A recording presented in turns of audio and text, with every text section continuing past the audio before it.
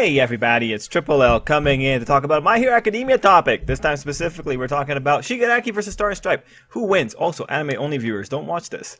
Anyway, hey everyone, how are you doing? So hopefully this video will come out before the spoilers ultimately drop. I'm recording this on a Wednesday and the spoilers tend to come out on Wednesday night.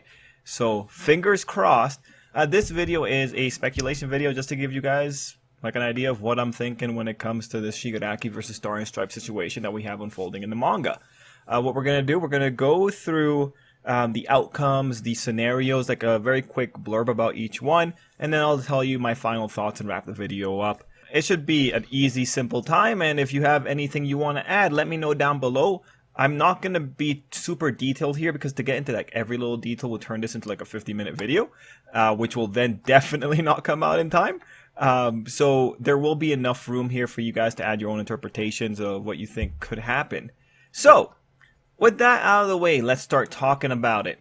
So I'm going to start this off by saying just the basic outcomes. Like when we're going into this fight, what are the things that we ultimately can get? And this is going to be a super overview. Just know these are centered on Shigaraki. So I think there are three general outcomes. Shigaraki wins, Shigaraki loses, and inconclusive or interrupted. Within those three, we have a few more detailed outcomes, that being Shigaraki's narrow win, narrow loss, crazy win, crazy loss, and holy crap, inconclusive.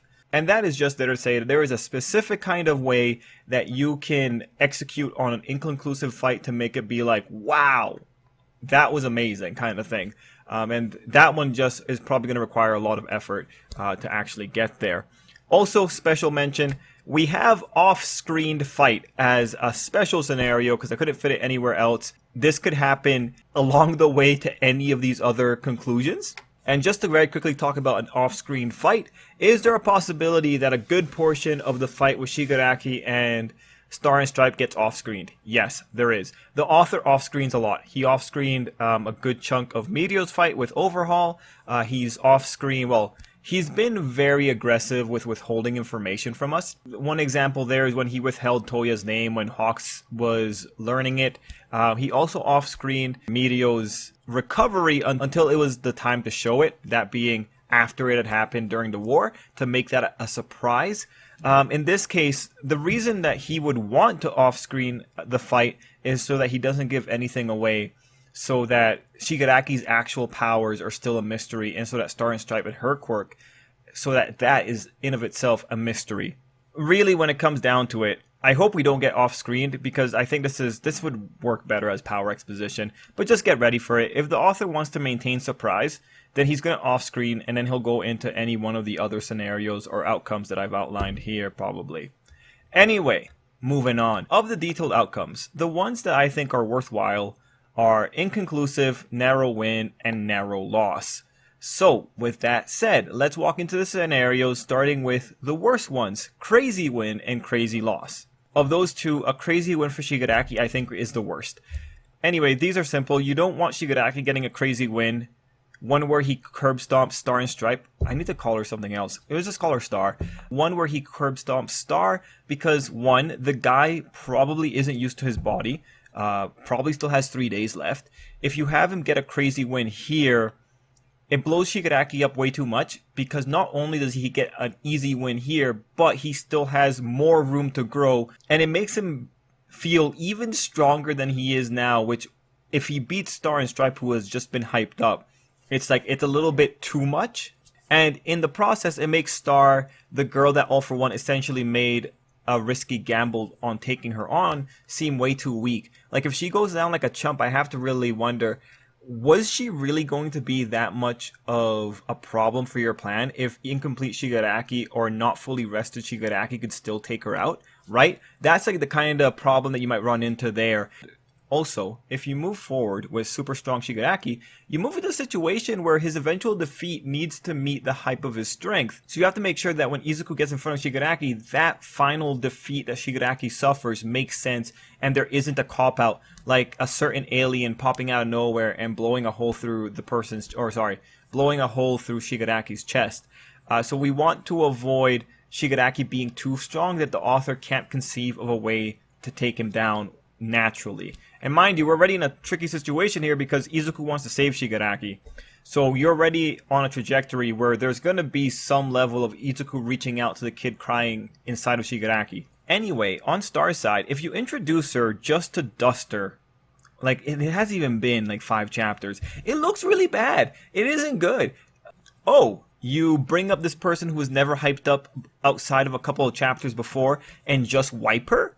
At that point, all she served was to be the transportation device of a powerful quirk. This is going to make her look like a joke. And in this case, we would want to avoid that. This, I think, is the worst potential because it actually makes Star look like more of a tool than she actually is. Conversely, we don't want Shigaraki to look like a joke. If Shigaraki suffers a crazy loss, it not only makes Shigaraki look weak, throwing into question all of these upgrades, it also makes All For One look dumb for misreading the situation. Now, some notes here. If Shigaraki suffers a hilarious loss, that would feel good to watch. Like, I would love to see All For One's plans kind of blow up in his face. But in that case, specifically, in the case that All For One and Shigaraki both suffer that embarrassing loss, it turns the rest of the series into, okay, seriously, if this is what it takes to just make All For One look stupid, why not just let Star sweep and everyone else just supports her? The problem here is that it makes the story about her and less about Izuku. Now, I'm being really careful with All For One with the way I'm speaking because there's a way to make the crazy curb stomp loss work that makes it better than Shigaraki just getting a crazy win. If Shigaraki, when he suffers the super humiliating defeat, ends up distracting Star long enough for All For One to somehow steal her quirk, then everything changes. In this scenario, Shigaraki got shown to be a chump, but we also saw how strong Star's quirk is. And therefore, we know a potential avenue for Shigaraki upgrades, which builds him up for his final fight with Izuku. In this scenario as well, All For One shows us how crafty he could be, and if the author does it well, he could have it look good for Star in the sense that there's a limit to how much she can predict. We need to be in a situation where we can say, wow, that was really creative. No one would see that coming. If you can get to a point where the readers are surprised by All For One's big maneuver, then great. They will be more happy to believe that Star couldn't predict that coming. And in this scenario, we see both sides experience some type of loss that kind of balances them out compared to the other. And in the process, it makes them seem a little bit more respectable. In this case, Star's superiority versus All For One's cunning. What wins out in this situation? Anyway, now that we're talking about balance, let's talk about narrow wins and narrow losses. Both of these scenarios kind of address the same thing fundamentally. It's just like the final outcomes are slightly different. If we get a fight where we can see both characters at their limit, then great. If both characters are able to challenge each other, then it'll be really hard to say that they were unfairly depicted or treated, or that they were jokes. So on Shigaraki's side with a narrow loss, the rhetoric could be, even though he was still incomplete, he gave this girl, the strongest, a crazy run for her money. Like, it's lucky that he was incomplete. If you can get to a point where the readers are saying, like, thank God Shigaraki was incomplete, then I think the author is getting the win in this situation. Anyway, in this situation, we see how strong Star is, and we also understand why we shouldn't let Shigaraki get used to his power. And the idea would be, if he was able to do this now, imagine 3 days, or even in another month. This option leads into good tension since we'll have a pretty good sense of why Shigaraki shouldn't be left alone for too long. And it also still adds a degree of vulnerability, makes it seem like, okay, Shigaraki can still be defeated. We just have to make sure we get to him before he's at 100% actually, again. On Shigaraki's side, with a narrow win, the rhetoric could be, Star was going up against a monster with so many unknown quirks. It's amazing that she survived as long as she did. To get a narrow win and make it work, I feel like the strategy would be to hit Star with too many unknowns. The previous scenario would have Star overcoming unknowns with sheer power. This scenario would have her falling to it. The best bet, I think, would be to have her fall after Shigaraki uses too many unfair quirks or something like that. I think in this situation, the more unfair and unpredictable Shigaraki looks, the more justified the victory will look, and the more respect Star will get, because in this situation, there's a limit to how paranoid one can be to try and figure out all the possible quirks that Shigaraki could have at one particular moment. I think if you were to have Shigaraki go in with full brute force, I'm not sure that would be as impressive, because then it's just like, oh, okay, like he was just flat out stronger than her. It's not as engaging as, wow, look at all these quirks. And also, if you do this, the good thing about both narrow situations is that you get to have a pretty good idea of both sides' battle power. Anyway, in both these scenarios, and honestly in all scenarios, you can have All For One stealing the quirk at the last minute through sneaky methods. Especially in a narrow situation where both sides are kind of beaten down. All For One coming in and kill stealing, or just, seizing the opportunity, that is a great strategic move. Next, we move on into inconclusive or interrupted. So this is pretty much covering the scenarios where something happens and Shigaraki has to retreat. I think this would be super fair. Have the characters go, show off their power, teach the reader how strong they are, really make it seem close, and then have the fight stop because reinforcement showed up or because Shigaraki bit off more than he could chew and his body wasn't ready for it. I think this option shows a lot of respect to the characters. It doesn't make Shigaraki a joke, nor does it make Star an unknown quantity a joke.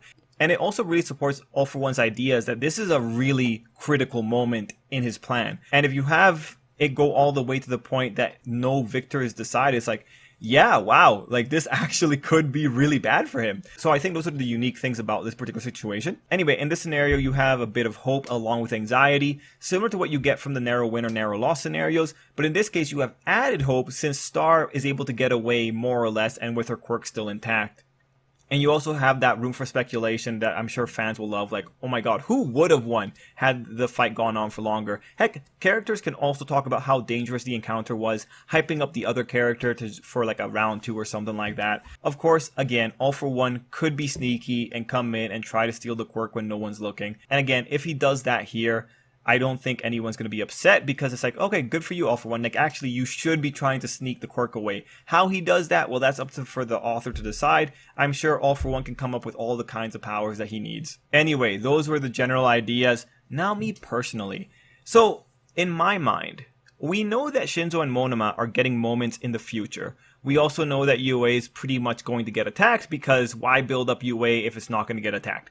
The question is, do you think having Star with her quirk allows for the last stand at UA to happen? I feel like there's a lot of plot elements that are going to be affected by the outcome of this fight. And a lot of them are meta. In my mind, if Star wins out, with the rhetoric that All For One has given, I really won't be scared when the attack of UA happens if Star is fully healthy. Like, you're going to have to do a lot to get me to be scared after Star pretty much makes a joke of Shigaraki and All For One. Anyway, also worth considering is that this is Izuku's story. He and Shigaraki will likely have one of the final fights in the series. So to make Star work while retaining her quirk within the framework of this being Izuku's story will require creating something that can keep her busy.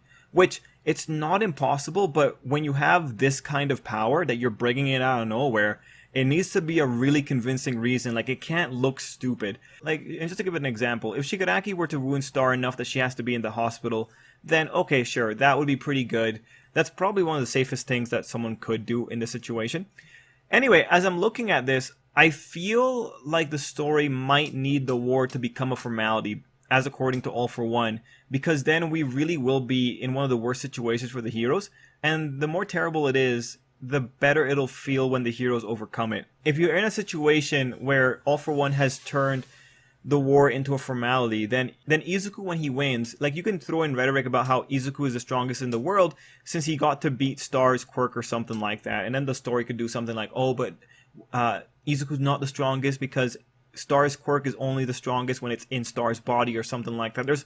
There's many ways that an author can try and save face for characters he screws over. Anyway, in the case where Star and Stripe doesn't get her quirk stolen but is seriously wounded, while I think that would be good, I have to question the purpose. And my thinking is just, you introduce her as a critical element only to put her to the side. At that point, it's just, why introduce an element that ultimately does nothing other than fight Shigaraki? Do you get what I mean? And again, this is in the scenario that her quirk doesn't get stolen, but she's wounded. If you're going to have someone be irrelevant, but be like, oh yeah, she's the strongest, but thank goodness All For One wasn't able to take her quirk, but now you know why the strongest can't be involved in this particular scenario and solve it. It's just, why bother? Just don't introduce her as the strongest. You don't have to do that. You could have just ignored this entire thing and just thrown in someone at the level of, let's say, Hawks coming in, right? Why bother is the big thing. So that's the thing that really walks me away from the idea that Star keeps her quirk but is somehow incapacitated, because it's introducing an element only so that we know about it and then saying, yo, this thing isn't going to matter, so I'm going to remove it now. I just want you guys to know that it's a fixture of the world, but nothing else, right? It's a waste of time. Unless you're trying to fulfill an agenda of showing off that the Americans have an amazing hero or something like that. I don't know what this man could be doing. But I sincerely doubt he's going to do that. Anyway, that's the reasoning that pushes me away from that idea. So my final bet right now is that Star gets her quirk stolen. The method by which it happens, ideally being all for one, being clever, and doing it during inconclusive or Shigaraki's narrow loss. Alternatively, if the author could do the quirk stealing like at a later date, like maybe after round 2, I would be extremely happy because then that gives Star more time to do stuff and be worthwhile. But I think Hero Academia is on an accelerated pace, so I don't think that's going to end up happening. But, you know, fingers crossed. Anyway, guys, those were my thoughts. Let me know down below what you think. And of course, I've left many spaces open for you guys to be able to add any more things that you want to talk about. And yeah, everyone, thank you so much for watching. Stay tuned for any spoiler information on the channel, and until next time, I hope you have an absolutely great day.